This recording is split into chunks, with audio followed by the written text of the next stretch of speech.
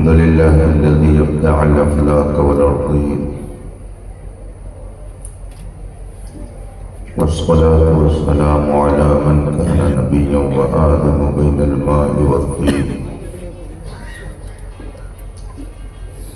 وعلى آله الطيبين وأصحابه المطهرين وعلماء ملته أجمعين، أما بعد،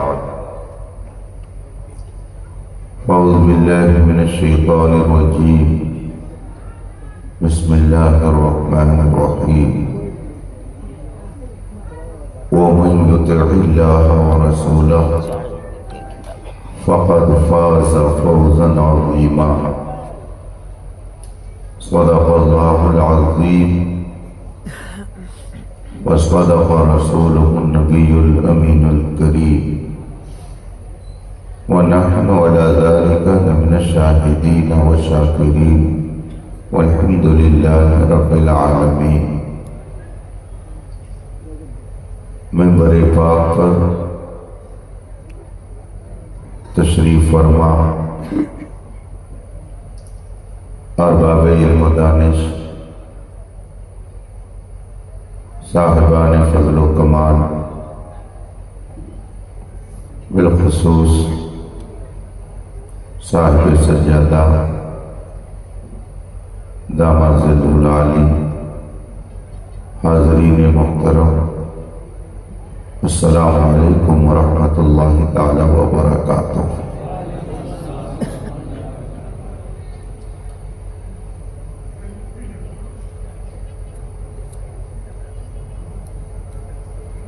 حاضرین محترم،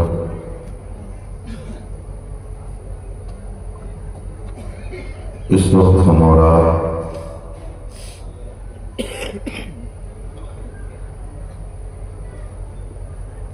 تقریب عرس میں حاضر ہے۔ نماز عشاء کے بعد سے لے کے اب تک آپ حضرات نے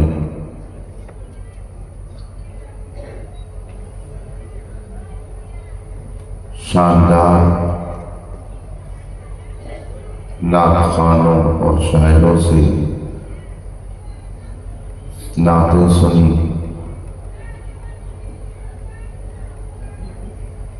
قصیدے کے اشعار اور منقبتیں سنی، اور اب رات کے آخری حصے میں تھوڑی دیر کے لیے میں بھی آپ کے درمیان حاضر ہوں۔ عزیزی مکرم مولانا وقار اعظم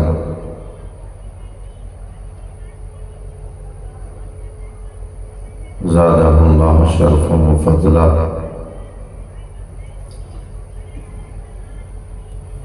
کے بار بار اصرار پر آج آپ کے اس خطے میں پہلی بار میری حاضری ہو رہی ہے۔ رب کائنات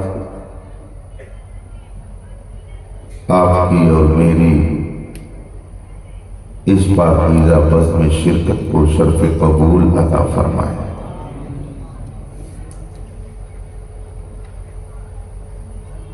یہ وقت آرام کا ہے۔ انسانی طبیعت آرام چاہتی ہے، لیکن آپ حضرات اپنے آرام کو تج کر صاحب عرس کی فیض و برکات لینے کے لیے بیٹھے ہوئے ہیں۔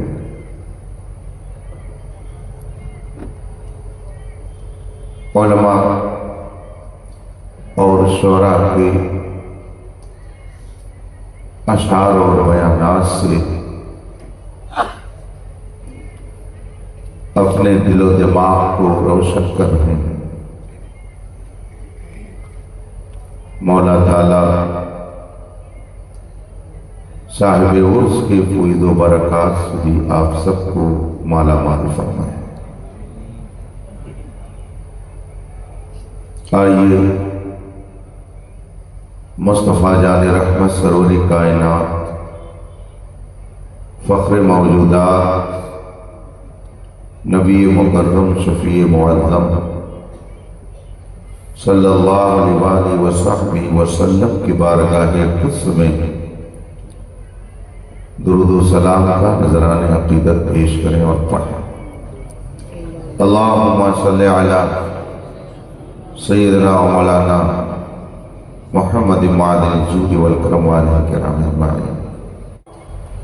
دنیا کی بے شمار نعمتوں سے مالا مال فرمایا ہے، اور اتنی نعمتیں اس نے عطا کی کہ خود اس کا فرمان ہے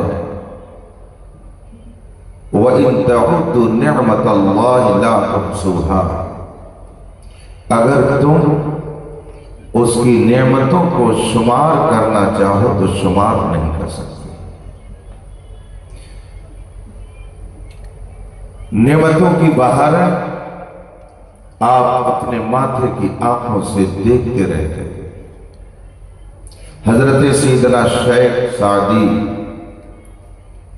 شیرازی رحمت اللہ تعالی علیہ اپنے ایک ارشاد میں فرماتے ہیں، اے انسان، جب تو ایک سانس اندر لے جاتا ہے، یہ سانس کتنی قیمتی ہے۔ شیخ سعدی فرماتے ہیں کہ غور کرو، اگر یہ سانس اندر جا کر کے رک جائے اور باہر نہ نکلے تو بتائیے پھر کیا ہو۔ ایک سانس اندر گئی، اگر وہ سانس باہر نہ نکلے تو انسان کا جنازہ نکلے گا، اور سانس اگر باہر آ گئی اور پھر یہ اندر نہ جائے، اندر جانے سے انکار کر دے، تو اگر یہ سانس اندر نہیں جائے گی تو آپ بھی گھر کے اندر نہیں جا سکتے۔ ایک سانس اندر گئی تو ایک نئی زندگی ملی، اور ایک سانس باہر آئی تو ایک نئی زندگی ملی۔ حضرت شیخ سعدی فرماتے ہیں کہ ہر سانس میں اللہ ایک نئی زندگی عطا کر رہا ہے۔ اسی لیے آگے فرمایا، در ہر نفس سے یک شکر واجب، ہر سانس پر جب وہ ایک نئی زندگی دے رہا ہے تو ہر سانس پر ایک شکر ادا کرنا واجب ہے۔ آج کا دستور کیا ہے؟ رسموں کی بھرمار ہے، لفاظی دنیا ہے۔ میں ایک بار سفر کر رہا تھا، اتفاق سے ڈرائیور کو راستے میں کچھ تردد ہوا کہ یہ راستہ جانا ہے یا اس راستے سے جانا ہے۔ اتفاق سے 10-12 سال کا ایک بچہ سامنے کھڑا ملا۔ ڈرائیور نے اس سے پوچھا، ہم کو فلاں جگہ جانا ہے۔ اس نے کہا اس راستے پر چلیے۔ گاڑی آگے بڑھنے لگی تو وہ لڑکا کہتا کیا ہے، آپ نے تھینکس نہیں کہا اور چل دی۔ مطلب کیا ہے، ایک بچہ بھی یہ چاہتا ہے کہ اگر میں نے آپ کو راستہ بتایا تو آپ پر احسان کیا، لہذا اس کا شکر ادا کرو۔ آپ بغیر تھینکس کہے آگے چلے، تھینکس کہنا چاہیے تھا، تھینک یو کہنا چاہیے تھا، یعنی تمہارا شکریہ کہ تم نے راستہ بتایا۔ آپ نے تھینکس کہہ دیا، اس کا دل پرسکون ہو گیا۔ یہ لفظوں کی دنیا ہے، ہر بات پر تھینکس کہنا ایک مزاج بن گیا ہے۔ دھکا مار کر کے سوری کہہ دیجئے، ساری خطائیں معاف۔ یہ دنیا سمجھ رہی ہے۔ کسی نے آپ کے ساتھ کوئی احسان کیا، آپ تھینکس کہہ دیجئے، یہ بات ختم۔ جب ایک معمولی بچہ آپ کو صرف راستہ بتانے کی بنیاد پر چاہتا ہے کہ میرا شکریہ ادا کیا جائے، تو جس خالق و مالک نے آپ کو ہزاروں نعمتوں سے نوازا ہے، کیا اس کا شکر ادا کرنا یہ انسان کے اوپر لازم نہیں ہے؟ در ہر نفس ایک شکر واجب، ہر سانس پر ایک شکر ادا کرنا واجب ہے، حضرت شیخ سعدی نے فرمایا۔ اور اگر آپ اس طرح سے شکر ادا کرتے رہیں تو جتنی سانس اتنی مرتبہ سجدے اور رکوع میں جانا پڑے گا، مگر اس کا کرم دیکھیے، اس کی مہربانی دیکھیے، اس کی رحمت دیکھیے کہ وہ آپ کو ہمیشہ سجدے میں پڑا رہنے کا حکم نہیں دیتا، ہر دم آپ کو نماز پڑھنے کا حکم نہیں دیتا۔ عقل یہ چاہتی ہے کہ جب ہر دم وہ ہم کو نعمت دے رہا ہے تو ہر دم ہمیں اس کا شکر ادا کرنا چاہیے، مگر اس کا کرم ہے کہ اس نے ہر دم ہمیں شکر ادا کرنے کے لیے سجدے میں پڑے رہنے کا حکم نہیں دیا۔ حضرت شیخ سعدی شیرازی نے ہم کو یہ مزاج دیا کہ اگر اس نے تمہیں زندگی دی ہے تو اگر ہر دم سجدے میں نہیں پڑے رہتے ہو تو کم از کم جتنی بار اس نے حکم دیا ہے اتنی بار تو سجدے میں پڑے رہو۔ جس طرح سے اس نے شکر ادا کرنے کا حکم دیا ہے اس طرح سے تو اس کی نعمتوں کا شکر ادا کرو۔ قرآن کریم میں فرمایا گیا لئن شکرتم لأزیدنکم، اگر تم شکر ادا کرو گے، میری نعمتوں کا شکرانہ پیش کرو گے، لأزیدنکم، تو میں تمہاری نعمتوں میں اور اضافہ کروں گا، اور اگر تم نے میرا شکر ادا کرنا چھوڑ دیا تو پھر سمجھ لو میرا عذاب بہت سخت ہے۔ آج ہم اور آپ عذاب میں گرفتار ہیں۔ خوش فہمی میں مبتلا مت رہیے۔ پہلے آتی تھی حال دل پہ ہنسی، اب کسی بات پر نہیں آتی۔ آج کا جو دن گزرا ہے، 2 اپریل کا جو دن گزرا ہے، کیا سمجھتے ہیں کہ یہ دن آ کر کے ایسے ہی چلا گیا؟ یہ آپ کی پیٹھ میں خنجر بھونک کر کے گیا ہے۔ یہ دن آپ کی زمین کو تنگ کر کے گیا ہے۔ یہ دن آپ کی درگاہوں کی حفاظت کو پرخ کے پرخچے اڑا کر کے گیا ہے۔ آپ نے میڈیا کے ذریعہ سن لیا ہوگا کہ کس طریقے سے آپ کی بربادیوں کے مشورے آسمانوں میں کیے جا رہے ہیں۔ وقف کی جائیداد آپ سے چھینی جا رہی ہے، مسکراہٹ کیسے آ رہی ہے؟ آپ کی مسجدیں مسمار کی جا رہی ہے، آپ مسکرا کیوں رہے ہیں؟ آپ کی درگاہوں پر بلڈوزر چلائے جا رہے ہیں، آپ کو ہنسی کیسے آ رہی ہے؟ ہندوستان کا وہ بادشاہ جس نے عدل و انصاف سے پورے ہندوستان کو بھر دیا تھا، جس کی عدل و انصاف کی داستان بیان کرنے پر غیر مسلم منصف مورخین بھی مجبور تھے، انگریزوں نے بھی جس کے عدل و انصاف کی داستان کو کتابوں میں لکھا ہے، آج اس کی قبر کو توڑنے کا مطالبہ کیا جا رہا۔ آپ ہنس کیسے رہے ہیں؟ آپ عذاب میں گرفتار ہیں۔ یہ اور بات ہے کہ آدمی کا جب احساس مر جاتا ہے تو اس کے اوپر چاہے بلڈوزر چلایا جائے یا اس کے اوپر میزائل گرائی جائے، اس کو کچھ احساس نہیں ہوتا ہے۔ اسی لیے شاعر نے کہا تھا جگہ جگہ کے تجھے تھک چکے ہیں ہنگامے، نشاط لذت خواب گراں بدل ڈالو، غلط روی سے منازل کا بور بڑھتا ہے، مسافروں روش کارواں بدل ڈالو۔ آپ یہ سمجھتے ہیں شاندار عمارت آپ نے بنا لیا تو آپ کامیاب ہو گئے؟ آپ یہ سمجھتے ہیں کہ اگر آپ بہترین انجینئر بن گئے تو آپ کامیاب ہو گئے؟ آپ یہ سمجھتے ہیں میں نے شاندار ڈگری حاصل کر لی، ڈاکٹری کی، تو میں کامیاب ہو گیا؟ آپ یہ سمجھتے ہیں کہ اگر کوئی بہترین عالم بن گیا تو وہ کامیاب ہو گیا؟ آپ یہ تصور کرتے ہیں میرا بیٹا شاندار حافظ بن گیا، یہ کامیاب ہو گیا؟ آپ یہ سمجھتے ہیں میں شیخ طریقت بن گیا، میں کامیاب ہو گیا؟ याद रखिएगा, मंजिल अलग है, निशाने मंजिल अलग है, दोनों में फर्क होता है। मिसाल के तौर पर मुझे अभी यहाँ से सफर करके गोरखपुर होते हुए अपने शहर खलीलाबाद पहुंचना है और उसके बाद फिर मुझे कल आगे का सफर करना है। जब मैं यहाँ से सफर शुरू करूंगा, कुछ दूर जाने के बाद एक पत्थर मिलेगा, उस पर लिखा होगा गोरखपुर 200 इतने किलोमीटर। जो ही मैंने देखा कि गोरखपुर लिखा हुआ है, ड्राइवर से मैंने कहा कि गाड़ी रोक दो, गोरखपुर आ गया। कहेगा हजरत गोरखपुर अभी नहीं आया है। मैं अगर कहूं कि देखो गोरखपुर लिखा हुआ है, गाड़ी रोक दो, उसने गाड़ी मेरे कहने पर रोक दी और मैं उतर गया। बताइए मंजिल पर पहुंच जाऊंगा? मंजिल पर मेरी पहुंच हो जाएगी, रसाई हो गई मंजिल तक। आप कहेंगे कि नहीं, ये मंजिल नहीं है, फिर क्या है?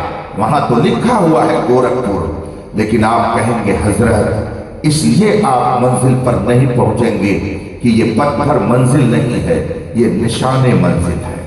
मंजिल कोई और चीज है, ये निशाने मंजिल है, ये निशान है। ये बता रहा है कि अभी आपको इतनी दूरी और सफर करना है। मंजिल और है, निशाने मंजिल और है। ये दरगाह ये मंजिल नहीं है, ये निशाने मंजिल है। ये मदरसा ये मंजिल नहीं है, ये निशाने मंजिल है। ये डिग्री ये मंजिल नहीं है, ये निशाने मंजिल है। ये रोजा ये मंजिल नहीं है, ये निशाने मंजिल है। नमाज ये मंजिल नहीं है, ये निशाने मंजिल है। ये बड़ी बड़ी इमारतें ये मंजिल नहीं है, ये निशाने मंजिल है। आपने निशाने मंजिल को मंजिल समझ लिया, आपने शानदार मकान बना लिया, तो आप समझते हैं कि मैं मंजिल पर पहुंच गया। आप आलिम बन गए, बेहतरीन मुफ्ती बन गए, शानदार खतीब बन गए, बेहतरीन हाफिज बन गए, उम्दा इंजीनियर बन गए, आला किस्म के डॉक्टर बन गए, तो आप समझते हैं मैंने मंजिल पा लिया। इसीलिए तो भूल भुलैया में पड़ गए। आपने निशाने मंजिल को मंजिल समझ लिया, इसीलिए आप भटक गए। ये सब मंजिल है नहीं है, ये सब निशाने मंजिल है। मंजिल क्या है? मंजिल क्या चीज है? तो याद रखिएगा, ये सारी चीजें निशाने मंजिल है। और मंजिल दर हकीकत दरबारे मुस्तफा है। मंजिल दर हकीकत मेरे मुस्तफा की ये ताकत है। इसीलिए डॉक्टर इकबाल ने कहा था मुस्तफा मेरे साथ फेसला कि दी हमाऊस अगर बहु नरसी दी तमाम बूलह भी खुद को दरबारे मुस्तफा में पहुंचाओ। और अगर तुम वहां नहीं पहुंच सके तो चाहे तुम आसमानों में उड़ते रहो, तुम सब कुछ हो सकते हो, मगर मंजिल तक पहुंचने वाले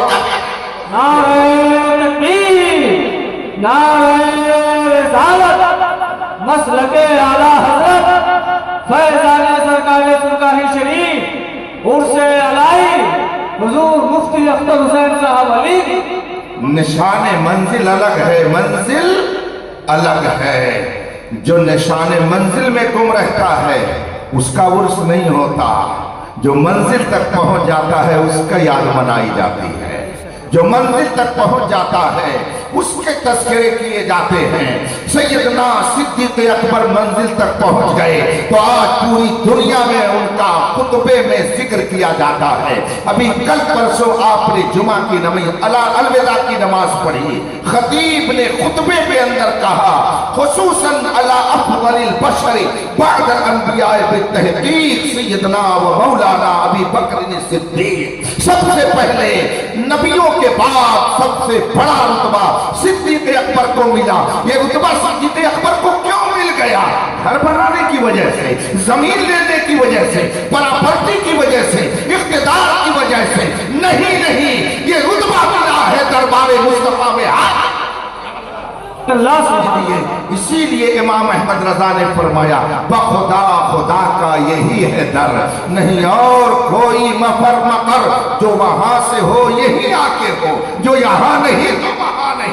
मतलब क्या है? जो दरबारे मुस्तफा में न पहुंच सका वो दरबारे खुदा में भी नहीं पहुंच सकता है।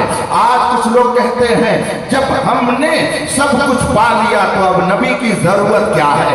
डायरेक्ट खुदा से मांगो। एक सिलसिला चल रहा है ऐसे लोगों का, डायरेक्ट खुदा से मांगो। मैं कहता हूं जिंदगी भर कहते रहिए ला इलाहा इल्लल्लाह, ला इलाहा इल्लल्लाह, इल्लल्लाह आप जिंदगी भर कहते रहिए, मगर मुहम्मद रसूलुल्लाह न कहिए तो आप खुदा तक क्या एक दारुल इफ्ता के मुफ्ती तक नहीं पहुंच सकते हैं। इसलिए कि कोई मुफ्ती भी नहीं कहेगा कि आप मुसलमान हो। आपके मोमिन होने के लिए कोई मुफ्ती भी फतवा नहीं दे सकता है। गोया खुदा तक पहुंचने के लिए दरबारे मुस्तफा तक पहुंचना जरूरी है, और जो दरबारे मुस्तफा तक नहीं पहुंचेगा वो कभी भी खुदा तक नहीं। सुभान अल्लाह।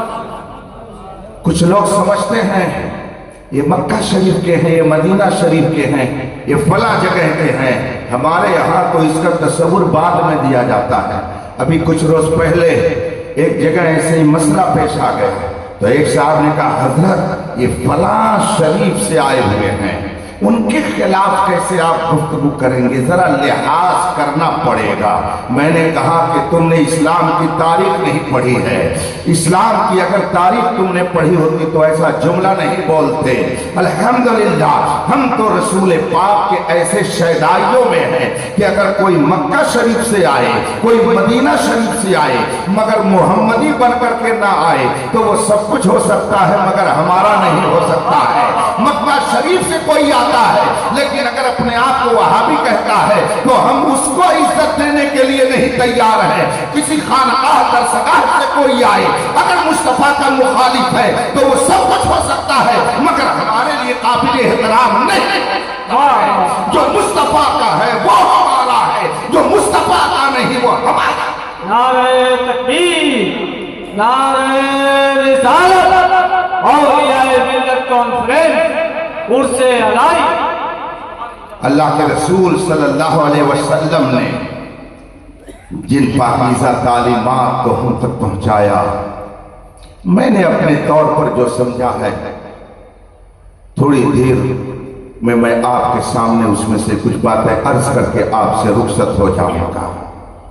देखिए अभी आप अंदर दाखिल हुए, गेट के पास दरख्त लगा हुआ है। उस दरख्त के अंदर 3 चीजें हैं। आप उन 3 चीजों पे गौर कर लें और इस्लाम की पाकीज़ा तालीमात में उन 3 चीजों पर नजर डालें तो इंशाअल्लाह आपको बहुत कुछ समझने में आसानी होगी। दरख्त है, दरख्त के अंदर 3 चीजें होती हैं। एक है उसकी जड़, दूसरी है उसकी शाखाएं, और तीसरी चीज है कि अगर मदरसे का चपरासी होगा, वॉचमैन होगा, बागबान होगा, माली होगा, तो कभी कभी उस दरख्त की कुछ शाखों को काट छांट करके सही करता होगा। आपने पार्कों में देखा होगा, देखते ही रहते हैं। आजकल हम लोग पार्क ही तो देखते हैं, और क्या देखते हैं, न हम तारीख देखते हैं, न कुरान देखते हैं, न हदीस देखते हैं, न उलमा के दरबार को देखते हैं। बस हम तो तफरीहों में लगे हुए हैं। आपने देखा होगा पार्कों में जो छोटे छोटे फूल लगे होते हैं, पेड़ लगे होते हैं, उसको माली बागबान काटता है, काट छांट करके उसको सही करता है। इस काटने छांटने की बुनियाद पर वो खूबसूरत लगता है। इसको अरबी में तहजीब कहा जाता है। 3 चीज दरख्तों में आपको मिलेंगी, एक उसकी जड़, दूसरी उसकी शाखाएं, और तीसरी चीज है वक्तन फवक्तन उसको काट छांट करके सही करना। ये 3 बातें दरख्तों में आप देखेंगे। उसके नीचे की जो चीज है उसको आप जड़ कहते हैं। ये कोई ऐसी बात नहीं है कि जिसको समझाने के लिए ज्यादा मेहनत करनी पड़े।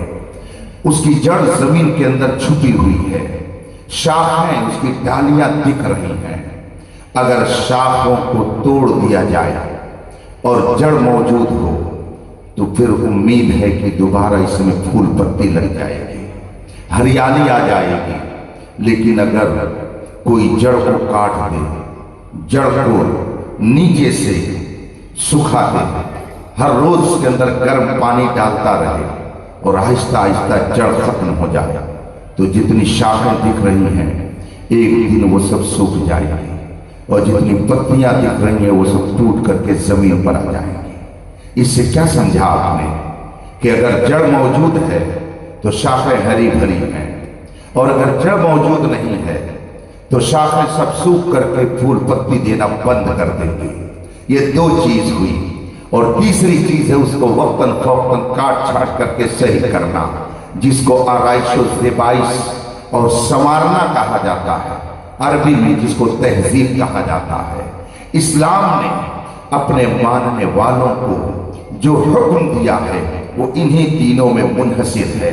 ایک ہے بنیاد، ایک ہے عمل جس کو آپ شاخ کہہ دیجیے، ایک ہے تہذیب و تمدن۔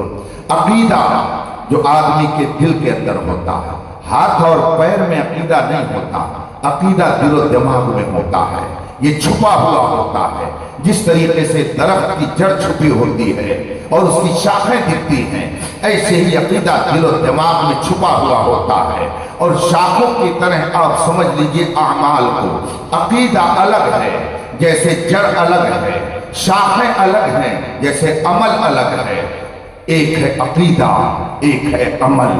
اگر آدمی کا عقیدہ صحیح نہیں ہے تو اس کے اعمال لاکھ بظاہر بہتر ہوں، لیکن میدان محشر میں سب سوکھی ہوئی ڈالیوں کی طرح ہوں گے، اس میں کوئی پھول پتی خوشبو نہیں آئے گی، سارے پتے جھڑ کر کے زمین پر آ جائیں گے۔ قرآن کریم نے اس کا نقشہ کھینچا ہے اور فرمایا ہے وَعَمِلْنَا وَقَدِمْنَا إِلَىٰ مَا عَمِلُوا فَجَعَلْنَاهُ هَبَاءً مَنثُورًا۔ ان کفار نے جتنے کام کیے اور جو کچھ انہوں نے اچھے اعمال کیے، اپنے طور پر یہ سوچتے تھے کہ ہم نے بہت اچھا عمل کیا، لیکن ہم نے سب کو ہوا منثورا کر دیا، یعنی ریت کے باریک باریک ذرے جو ہوا میں اڑ گئے اور ان کا کوئی وجود نہیں رہ گیا۔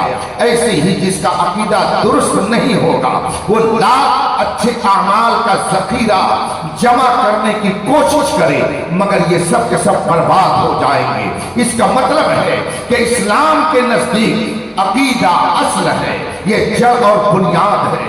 جب تک عقیدہ صحیح رہے گا، اعمال پھول پتی کی طرح خوشبو دیتے رہیں گے، اور اگر عقیدہ گڑبڑ ہو گیا تو جس طرح سے جڑ اگر ختم ہو جائے تو درخت کی شاخیں سوکھ کر کے پتے اس کے نیچے گر جائیں گے، اسی طریقے سے انسان کا عمل ہے۔ اس کا مطلب ہے کہ انسان کو پہلے اپنے عقیدے کی درستگی کے لیے توجہ کرنا ضروری ہے، عقیدے کے بعد پھر اچھے اعمال کا نمبر آتا ہے۔ روزہ ہے، حج ہے، زکوٰۃ ہے، نماز ہے، اللہ کے راستے میں اپنے آپ کو پیش کرنا ہے، یہ سب عمل ہے۔ نماز عقیدہ نہیں ہے، روزہ عقیدہ نہیں ہے، حج عقیدہ نہیں ہے، بلکہ وہ ایک عمل ہے۔ عقیدہ کوئی اور چیز ہے، عقیدہ الگ ہے، عمل الگ ہے۔ اعمال صالحہ جو آپ کرتے ہیں ان کو اعمال سے آپ تعبیر کرتے ہیں، یہ شاخیں ہیں، یہ برانچ ہے، یہ ڈالیاں ہیں۔ عقیدہ الگ، عقیدہ درست تو آپ کے اعمال کرامت، اور اگر عقیدہ گڑبڑ تو جتنے اعمال ہیں وہ سب کے سب برباد۔ عقیدہ اور عمل کے بعد تہذیب کا نمبر آتا ہے، یعنی ایک انسان کو معاشرے میں کیسے رہا جاتا ہے، اپنوں سے کیسے بات کی جاتی ہے، غیروں سے کیسے گفتگو کی جائے گی، آپ پہنیں گے کیسا، آپ رہیں گے کس طرح سے، آپ کا بال کیسا ہونا چاہیے، آپ کی داڑھی کیسی ہونی چاہیے، آپ کا کرتا پاجامہ کیسا ہونا چاہیے، آپ کا لباس کیسا ہونا چاہیے، آپ کے گھر کا رہن سہن کیسا ہونا چاہیے، اس کو تہذیب کہا جاتا ہے۔ آپ کی بولی کیسی ہونی چاہیے، آدمی جو ہی بولتا ہے فوراً سمجھ میں آ جائے گا سامنے والے کو کہ یہ بے پڑھا لکھا ہے، یہ پڑھا لکھا ہے۔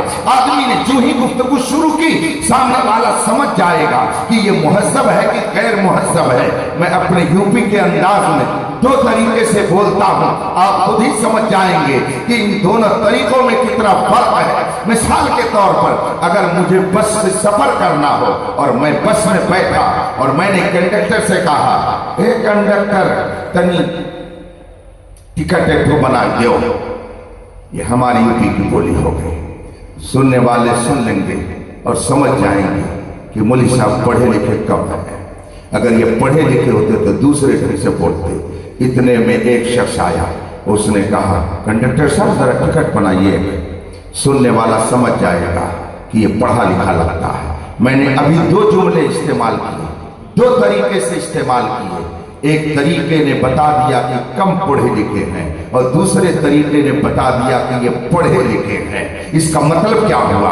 آدمی کی بولی سے پتا چلتا ہے کہ آدمی کی تہذیب کیسی ہے، آدمی کے اٹھنے بیٹھنے سے پتا چلتا ہے کہ آدمی کی تہذیب کیسی ہے، آدمی کی رفتار و گفتار سے پتا چلتا ہے کہ آدمی کی تہذیب کیسی ہے، ملنے سے پتا چلتا ہے، معاشرے میں اٹھنے بیٹھنے سے پتا چلتا ہے کہ آدمی کی تہذیب کیسی ہے۔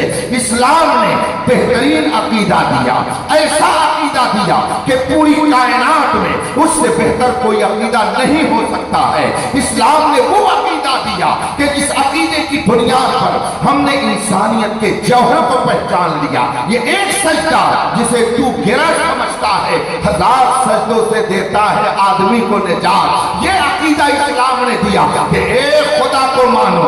آج تو بہت سے ویل اپ ٹو ڈیٹ پڑھے لکھے ڈاکٹر انجینئر کہنے والے آتے ہیں ویڈیو پر، آتے ہیں وہ فیس بک پر، آتے ہیں واٹس ایپ کے ذریعہ، اور ان کا تعارف کرایا جاتا ہے۔ یہ کون ہے؟ یہ ایکس مسلم ہے، یعنی یہ پہلے مسلمان تھے، اب مسلمان نہیں رہ گئے۔ نام مسلمانوں جیسا اور نوجوانوں کے اوپر اثر ڈالنے کے لیے ان کو ایکس مسلم کہلا کر کے ان کا تعارف کرایا جاتا ہے، اور پھر بتایا جاتا ہے کہ یہ مسلمان تھے مگر اب انہوں نے اسلام چھوڑ دیا۔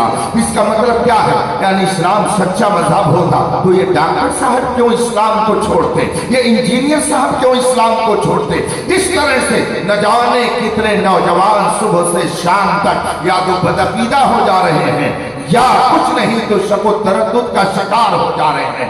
اس وقت الہاد کی ایک تحریک چل رہی ہے جہاں خدا کے وجود کے انکار کا درس سکھا دیا جاتا ہے اور ان کو بتایا جاتا ہے خدا کوئی چیز نہیں ہے، انسان خود بخود وجود میں آ گیا۔ بلکہ اب تو کچھ لوگ یہ بھی کہہ رہے ہیں حضرت آدم انسانی تحقیق کے مطابق پہلے انسان نہیں ہے، قرآن نے غلط کہا ہے، پیغمبر اسلام نے غلط بتایا ہے۔ آپ کہتے ہیں مدرسوں کی ضرورت کیا ہے، آپ کہتے ہیں علماء کی ضرورت کیا ہے؟ مجھے بتائیے جب اسلام پر اس طریقے کے اعتراض ہونے لگے اور ہو رہے ہیں تو ان کا جواب کون دیتا ہے؟ کون ان کا جواب دے گا؟ اس کے جواب کے لیے کون میدان میں آتا ہے؟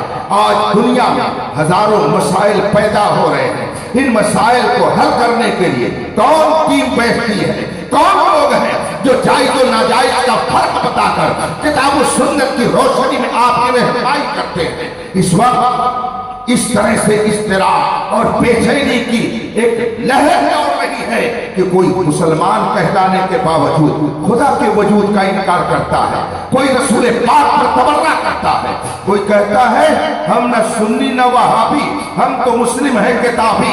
وہ کتابی مسلمان اپنے آپ کو بتانے کے لیے بے چین نظر آتا ہے۔ کوئی حضرت عائشہ صدیقہ پر تبرہ کر رہا ہے، کوئی عمر فاروق اعظم پر تبرہ کر رہا ہے۔ یہ ساری تحریکیں اس وقت پوری دنیا میں چل رہی ہیں تاکہ امت مسلمہ کے عقیدے کو برباد کر دیا جائے۔ اسی لیے امام احمد رضا نے آج سے تقریباً 150 سال پہلے فرمایا تھا، سونا جنگل رات اندھیری چھائی بدلی کالی ہے، سونے والوں جاگتے رہیو، چوروں کی آنکھ سے کاجل صاف چرا لے، یا وہ چور بلا کے ہیں۔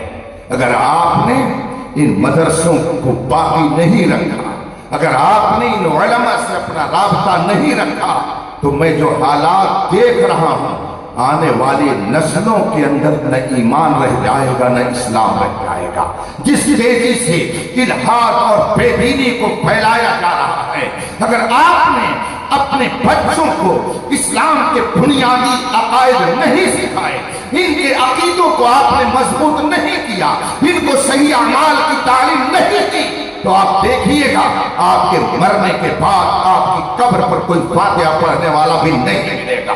کس خیال میں ہے آپ؟ دنیا کہاں جا رہی ہے؟ کس طرح سے آپ کو بربادیوں کے دہانے پر لے جا رہی ہے کہ اگر آپ نے ان علماء اور ان مدارس کی طرف توجہ نہیں کی اور آپ نے اپنے عقیدے کی حفاظت کے لیے بندوبست نہیں کیا تو آنے والے وقتوں میں خود آپ کا بھی ایمان محفوظ رہے گا یا نہیں رہے گا یہ نہیں کہا جا سکتا۔ ابھی رمضان شریف سے پہلے اتفاق سے میں نے سفر شروع کیا، مولانا وقار اعظم صاحب ملنے کے لیے میں اسی مظفرپور کے قصبے میں آیا ہوا تھا۔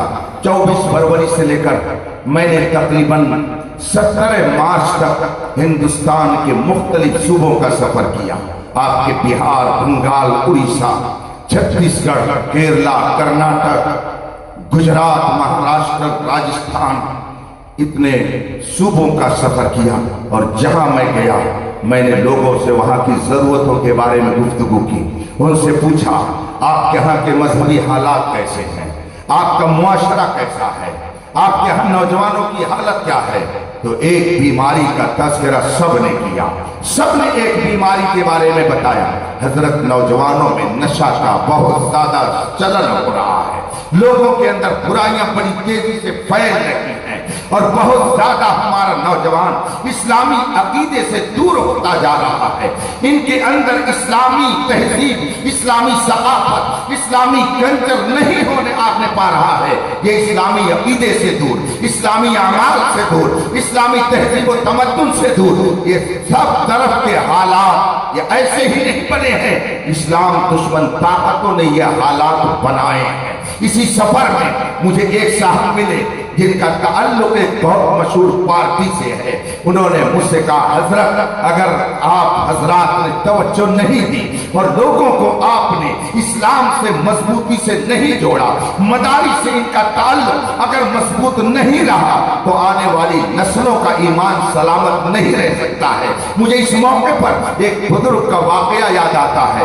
شعیب الاولیاء حضرت صوفی یار علی شاہ رحمۃ اللہ تعالی علیہ کا نام آپ نے سنا ہوگا۔ یہ براؤ شریف ادارے کے بانی دارالعلوم فیض الرسول ان کا ادارہ ہے۔ ان کا بہت مشہور واقعہ حضرت سلطان الواعظین علامہ عبد المصطفیٰ اعظمی رحمۃ اللہ تعالیٰ علیہ نے ایک کتاب میں تحریر فرمایا ہے۔ وہ فرماتے ہیں کہ حضور شعیب الاولیاء کے زہد و تقوی کا بڑا تذکرہ میں نے سنا تھا۔ یہ آج سے تقریباً 60-70 سال پہلے کی بات ہے۔ اس وقت علامہ عبد المصطفیٰ اعظمی رحمۃ اللہ علیہ بھیمنڈی مہاراشٹر میں ایک ادارے کے اندر تدریسی خدمات انجام دے رہے تھے۔ وہ لکھتے ہیں میں نے سنا کہ شعیب الاولیاء کرلا بامبے میں آئے ہوئے ہیں۔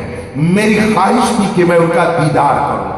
اپنے چند ساتھیوں کے ساتھ میں بامبے کرلا پہنچا، اور جب میں نے صاحب خانہ کے گھر حاضری دی تو صاحب خانہ نے بتایا کہ حضرت کی طبیعت علیل ہے، آرام فرما رہے ہیں، نیند میں ہیں، ابھی جب وہ بیدار ہوں گے تب میں آپ کی ملاقات کرا سکتا ہوں۔ حضرت علامہ عبد المصطفیٰ اعظمی انتظار کرتے رہے، اور پھر جب شعیب الاولیاء بیدار ہوئے صاحب خانہ نے حضرت سے ملاقات کرانے کے لیے اعظمی صاحب سے کہا تشریف لے چلیے۔ حضرت اندر گئے، خود لکھتے ہیں سلطان الواعظین علامہ عبد المصطفیٰ اعظمی رحمۃ اللہ علیہ کہ جب میں گھر میں گیا تو میں نے دیکھا حضرت شعیب الاولیاء بستر پر لیٹے ہوئے تھے، مگر چوں ہی انہوں نے مجھے دیکھا تو وہ کھڑے ہونے لگے۔ میں نے کہا حضرت آپ کی طبیعت علیل ہے، آپ لیتے رہیے، ہم یوں ہی آپ سے مصافحہ کر لیں گے۔ مگر شعیب الاولیاء نے فرمایا نہیں مولانا، میں آپ سے کھڑے ہو کر کے مصافحہ کروں گا۔ کہا حضور آپ علیل ہیں، لیتے رہیے، بیٹھ کر کے مصافحہ کر لیجئے۔ کہا نہیں میں کھڑے ہو کر کے مصافحہ کروں گا۔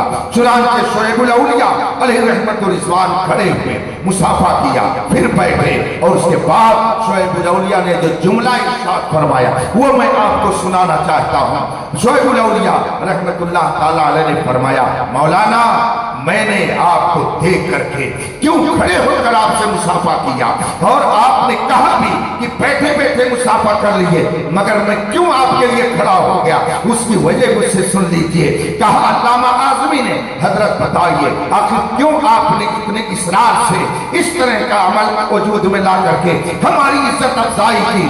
شعیب الاولیاء نے فرمایا کہ مولانا ہم سے زیادہ آپ علم رکھتے ہیں، ہم سے زیادہ آپ تاریخ پڑھنے والے ہیں، آپ نے یہ پڑھا ہے، آپ کو یہ معلوم ہے کہ حضرت موسیٰ علیہ السلام جب دنیا سے تشریف لے گئے ان کے ماننے والوں نے چند ہی برسوں کے بعد ان کی تعلیم کو بدل ڈالا، ان کی تعلیم بدل گئی۔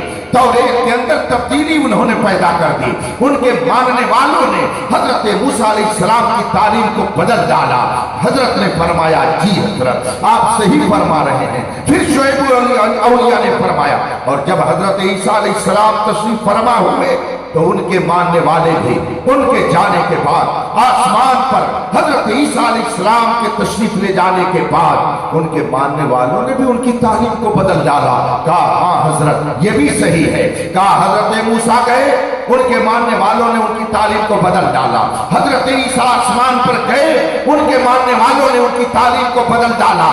शुएब औलिया आगे फरमाते हैं, मगर 1400 साल हो गए मेरे मुस्तफा की जो तालीम 1400 साल पहले सहाबा ने महफूज रखी थी, आज 1400 साल के बाद भी ये तालीम वैसे ही महफूज है।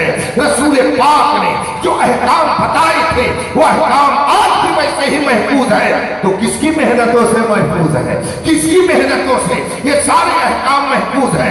रसूल पाक के फरमान में आज तक 1000 कोशिश के बावजूद कोई तब्दीली क्यों नहीं कर सका? इसलिए कि रसूल पाक ने अपने नायब की हैसियत से उलमा की जमात को छोड़ दिया।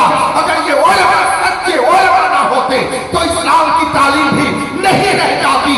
रसूल पाक ने अपने नायबीन की एक टीम छोड़ी जिनके जरिया इस्लाम आज अपनी सच्ची सूरत के साथ मौजूद है। तो इसमें मेहनत आप जैसे उलमा की है, आप जैसे उलमा की मेहनत का नतीजा है। तो आपकी ताज़ीम ये दर हकीकत रसूल पाक की ताज़ीम है।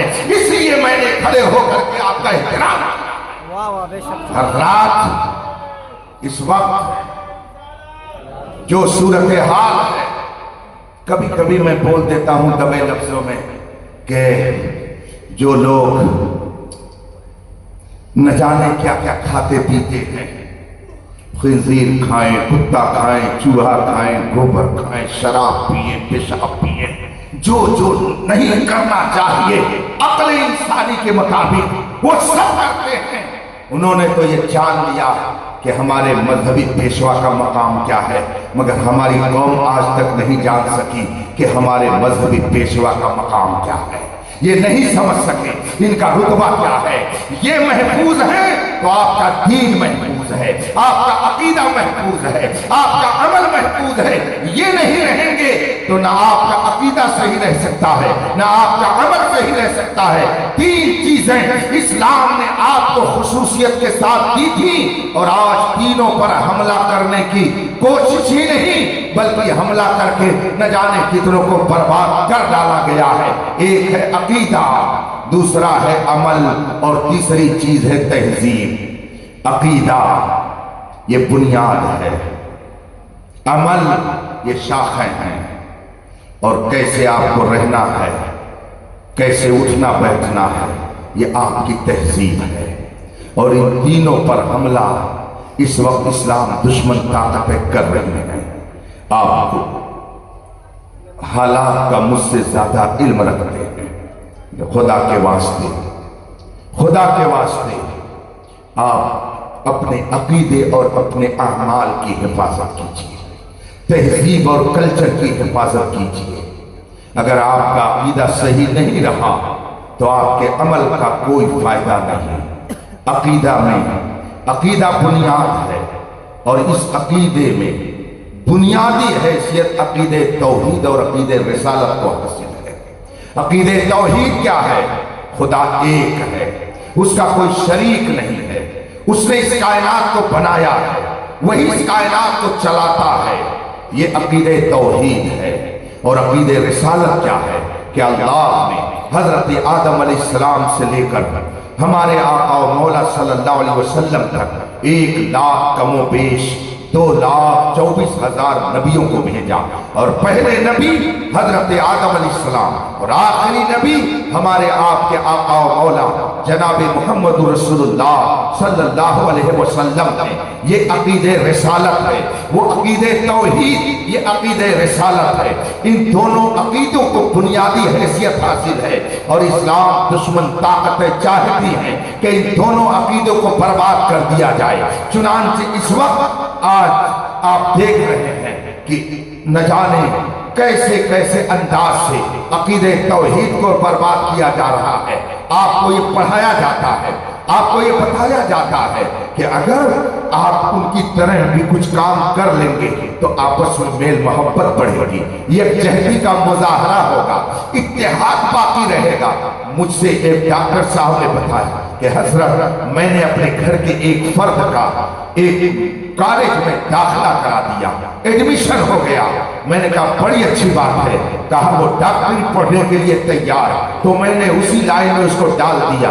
मैंने कहा बहुत अच्छी बात है। एक महीने के बाद उनका मेरे पास फोन आया और उन्होंने मुझसे कहा कि हजरत उसने फोन करके मुझे आजिज कर दिया कि अब्बू मुझको यहाँ से निकालिए, मैं यहाँ नहीं पढ़ने को, मैं यहाँ किसी हालत में पढ़ने के लिए तैयार नहीं हूँ। डॉक्टर साहब ने मुझसे बताया कि मैं मजबूर होकर गया और मैं वहां से लेकर के आ गया। मैंने पूछा बेटे बात क्या थी, क्यों तुमने इस तरह से इनकार किया? तो उसने जवाब दिया अब्बू बात यह है कि आपने मुझको दीन की तालीम दी है, आपने मुझको मजहबी माहौल में रखा है, लेकिन जब मैं वहां पढ़ने के लिए गया तो मैंने ये देखा कि क्लास रूम में जब जाया जाता है तो वो यहाँ वहां पर कदे आदम के बराबर एक मुजस्समा रखा हुआ है और जो क्लास में जाएगा उसे उस मुजस्समे को हाथ जोड़ करके सलामी पेश करके ही अंदर जाना है। क्योंकि मैंने मजहबी माहौल में आंखें खोली है, आपने मुझे दीन पढ़ाया है, आपने मुझे अकीदे तौहीद बताया है कि खुदा के अलावा किसी मुजस्समे के सामने हाथ नहीं जोड़ा जा सकता। इसलिए मैंने जब ये मंजर देखा कि जिस बच्चे को क्लास में एंट्री लेनी है तो उसे मुजस्समे के सामने नस्तमस्तक होना है, इसलिए मैंने तहिया कर दिया कि मेरा जाहिल रहना अच्छा है मगर बेईमान बनना मुझे गवारा नहीं है। इसलिए मैंने आपसे कहा कि मुझे यहाँ से ले चलिए। ये मैं एक कॉलेज की बात बता रहा हूँ, न जाने कितनी जगह पर ऐसा होता है। अकीदे तौहीद को बर्बाद करने के लिए कितनी स्कीमें इस वक्त चल रही है, मुझसे ज्यादा शायद आप इससे आगाह हो। इसलिए आप अपने बच्चों के दिलो दिमाग में ये बात बिठा दीजिए कि मौत खुदा देता है, जिंदगी खुदा देता है, और जो लम्हा मौत और जिंदगी का मुतय्यन है पूरी दुनिया मिल करके उसके खिलाफ अगर करना चाहे तो नहीं कर सकती है। पूरी दुनिया आपके कत्ल पर जमा हो जाए और खुदा न चाहे तो आप कत्ल नहीं किए जा सकते हैं। ये अकीदा अपने बच्चों के दिल में बैठाइए। जब ऐसा अकीदा उनका रहेगा तो वो कहेंगे हर दफा हर सितम गवारा है। या रसूल अल्लाह इतना कह दे कि तू माशाअल्लाह, नारे तकबीर, नारे रिसालत, मसलके आला हजरत उर्से आलाई चकना शरीफ हुजूर मुनासिर अहले सुन्नत हजरत अल्लामा मुफ्ती सही बात यह अली भी कि अभी हमने ईमान को सही ढंग से समझा है। उलमा बैठे हैं, आप इनसे पूछ लीजिए। ईमान हुजूर सल्लल्लाहु अलैहि वसल्लम जो कुछ खुदा की तरफ से लेकर आए उस पर यकीन करने का नाम ईमान है। यकीन क्या चीज है जानते हैं? यकीन किसको कहते हैं मालूम है? ये यकीन कौन सी बला है? एक मिसाल से मैं समझाऊं, अगरचे ये रात मुतहम्मिल नहीं है, ये वक्त मुतहम्मिल नहीं है, शायद कि उतर जाए तेरे दिल में मेरी बात। मिसाल के तौर पर अभी चंद तलबा की फरागत हुई, दस्तारबंदी उनकी हुई, हाफिज कुरान हुए, उनकी तहनीयत के लिए उनकी मुबारकबादी के लिए अशआर पढ़े गए। मिसाल के तौर पर उसमें से एक हाफिज कुरान को मैंने खड़ा किया और उससे मैंने कहा जरा दूसरा पारा शुरू से सुनाओ, दूसरे पारे की इब्तिदा जहां से होती है पढ़ो। उस हाफिज कुरान ने पढ़ना शुरू किया और कहा सयक़ूलु सुफ़हाउ मिनन नास। एक आयत पढ़ी, मैंने उसको डांटा और मैंने कहा कि यही तुमने याद किया है, यही याद किया है तुमने, तुम्हारे उस्ताद ने यही पढ़ाया है। मैं दूसरे पारे की इब्तिदा से पढ़ने के लिए कह रहा हूं। अब वो सोच में पड़ गया, सोच में पड़ गया। थोड़ी देर के बाद लड़खड़ाई जबान से कहता है सयक़ूलु सफ़हाउ मिनन नास। मैंने फिर डांटा, अब वो सोच में पड़ गया, बोल ही नहीं पा रहा। एक तालिब इल्म ये है, और इत्तेफाक से एक दूसरे हाफिज कुरान को भी बुलाया जिसकी दस्तार हुई। मैंने उससे कहा जरा दूसरे पारे को शुरू से सुनाओ, दूसरे पारे की इब्तिदा जहां से होती है उसे पढ़ो। उसने कहा बिस्मिल्लाहिर्रहमानिर्रहीम सयक़ूलु सफ़हाउ मिनन नास मा वल्लाहुम अन क़िबलतिहिम अल्लती कानू अलैहा। मैंने कहा यही याद किया है, तुम्हारे उस्ताद ने यही तुमको पढ़ाया, आज इसी चीज की दस्तारबंदी हो रही है। उसने कहा हुजूर